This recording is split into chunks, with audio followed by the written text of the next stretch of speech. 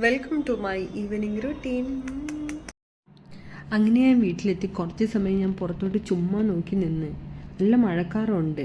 രാത്രിയായപ്പോഴത്തേക്ക് നല്ല മഴ പെയ്ത്. അങ്ങനെ ഞാൻ നേരത്തെ ഡിന്നർ കഴിച്ച് കഴിഞ്ഞിട്ട് ഞാൻ കുറച്ച് ഗ്രീൻ ടീ കുടിക്കാമെന്ന് വിചാരിച്ച് ഗ്രീൻ ടീ കുടിച്ചുകൊണ്ടിരിക്കുകയാണ്. ഞാൻ എല്ലാ ദിവസവും ഒന്നും ഗ്രീൻ ടീ കുടിക്കാറില്ല. ഡിന്നർ കുറച്ച് ഹെവി ആയിട്ട് കഴിച്ചു തോന്നുന്ന ദിവസം മാത്രമേ ഗ്രീൻ ടീ കുടിക്കാറുള്ളൂ.